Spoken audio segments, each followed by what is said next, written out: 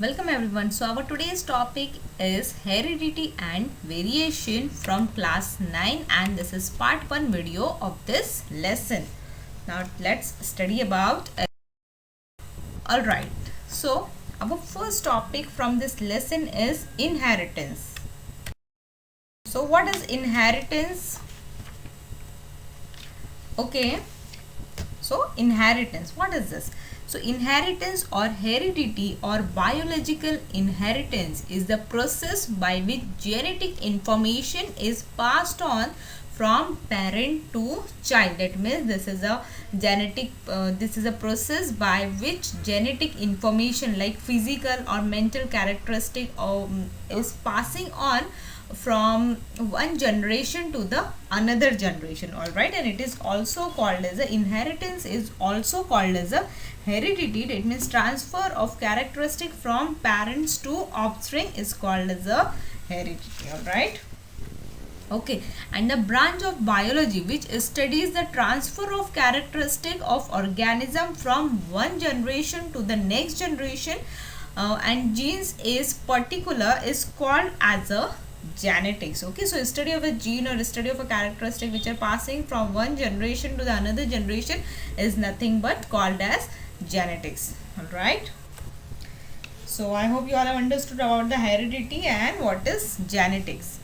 Okay, now it is due to the heredity that puppies are similar to dogs, squabs are similar to pigeon. Now squabs means young ones of pigeons, alright, and infants are similar to humans. That means babies are similar to human beings. Okay, now here we have new progeny. Now progeny means young ones or children. Okay, so new progeny is formed through the process of reproduction, and except for a few minor differences, the offspring shows great similarity with their parents, and organisms produced by asexual reproduction show minor variation. Now asexual reproduction, it is a type of reproduction in which only one parent is involved. Okay, and here, however, offspring produced through sexual reproduction show comparatively greater variation, like in terms of a human beings. Okay, so there are sexual reproduction is a process in which two parents are involving, like male and female. So the offspring which are produced through this process, they show great variation with their parents. All right. Alright, so next part is inherited traits and expression of traits. Though there are many similarities between parents and their offspring, there are some differences too. Alright, and these similarities and differences are all the effect of heredity. Let us study the mechanism of heredity.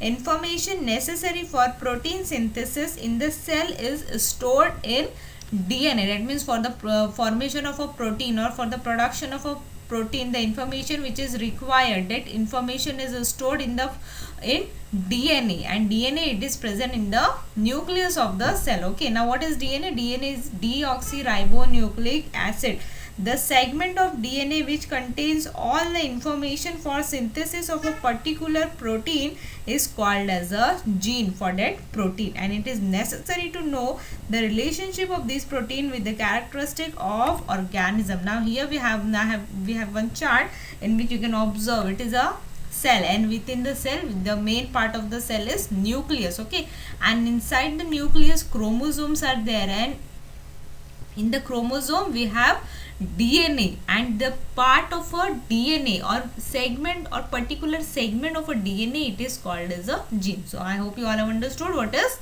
gene and what is chromosome and what is DNA. All right, now let's move further. So this is a DNA and this is a segment of a DNA or a part of a DNA is called as a gene.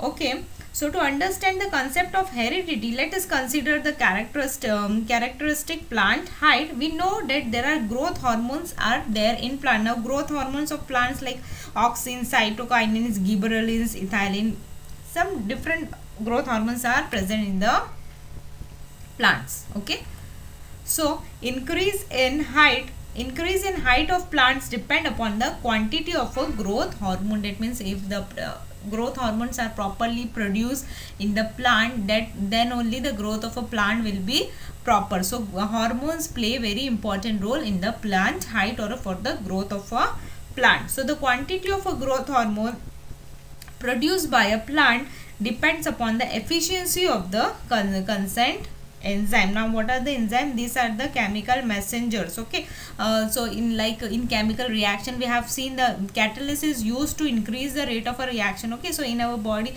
in plants, enzymes in plants or animals, enzymes are used just to do the efficiently growth of the plant or animals. Okay, so efficient enzyme produce a greater quantity of the hormone, due to which the height of the plant increases. And however, if the enzymes are less efficient, a smaller quantity of hormone is produced, leading to a stunting of the plant. That means the plant height will be short or it will be dwarf. So hormones are very necessary for the plant growth.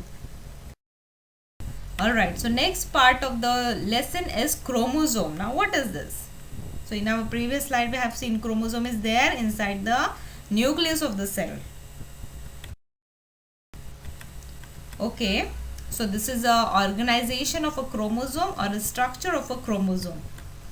Alright, so the structure in the nucleus of the cell that carries a hereditary characteristic is called as a chromosome. So chromosome contain the hereditary characteristic. Okay, that means okay, so it is made up of a mainly nucleic acid and proteins. During cell division, chromosomes can be clearly seen under the compound microscope, and genes which contain the information about the hereditary characteristic in coded form are located on the chromosome. This sentence we will clear in our next slide. Okay, so each species has a specific number of a chromosome. That means in different animals there are in different species there are different number of a chromosome. Like in human being there are 23 pairs of a chromosome, or total 46 number of a chromosomes are there. So each chromosome is made up of a DNA. You can observe here alongside diagram, DNA is there. So each chromosome is made up of a DNA.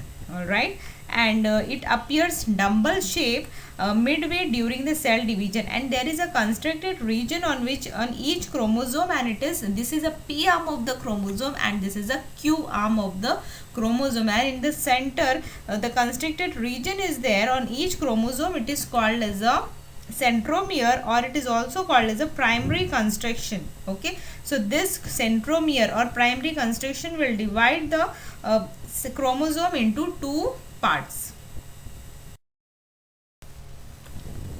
Alright, so each the centromere has a specific position in each chromosome, and depending upon this there are four types of chromosomes are there.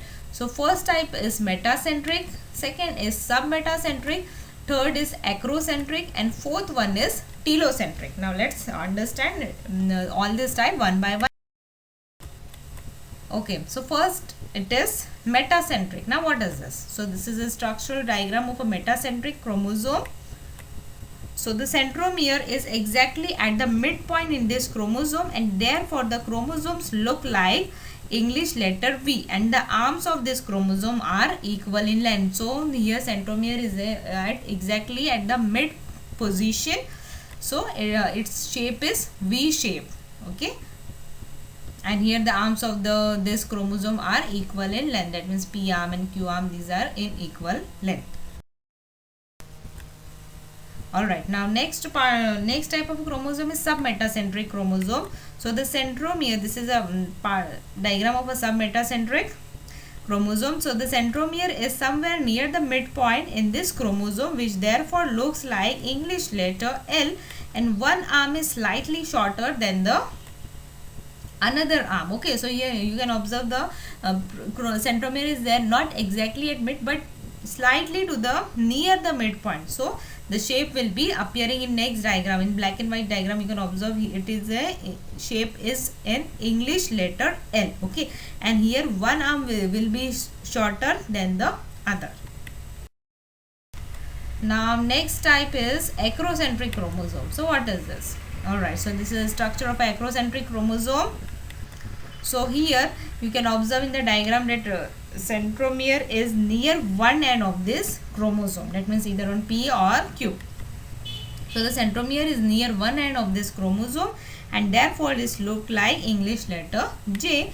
One arm is much smaller than the other. So you can observe here one is very smaller and other is bigger. So this is a acrocentric chromosome. Now next type of chromosome is telocentric chromosome. So here we have the shape of a telocentric chromosome.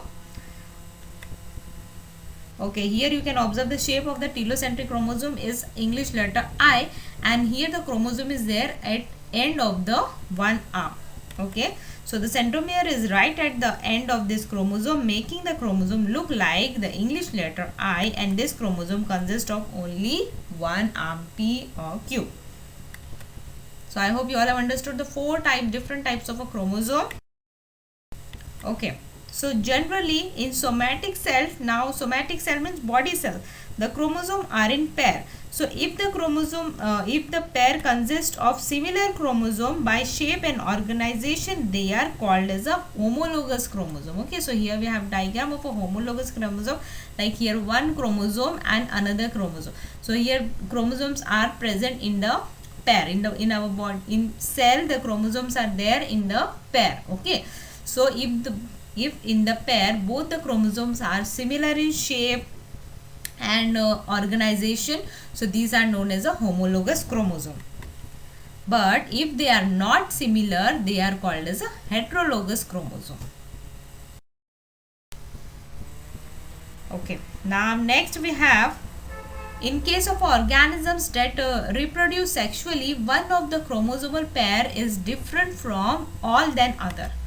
Okay, and chromosome of this different pair are called as a sex chromosome or allosomes, and all the other chromosomes are called as a autosomes. So in a previous slide I have told you that there are total 23 pairs of a chromosome are there in the nucleus of a human being. Okay, so here the 22 chromosomes like this, 1 to 22 chromosomes are called as a autosomes, and the one pair is different from all these 22 chromosome. These are called as a sex chromosome or allosomes, and in female they have X pair, and but in male they have X and Y chromosomes. Okay, so these are called as a sex chromosome, and you can observe here the E chromosomes are there in appears in the pair, like in one we have 2 chromosomes. Okay, that means there are total 23 pair of a chromosomes. Okay, and out of the 23 we have 2 autosomes and 1 sex chromosome.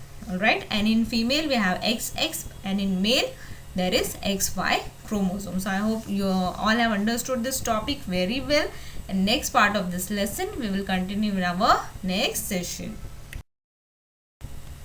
Thank you all of you.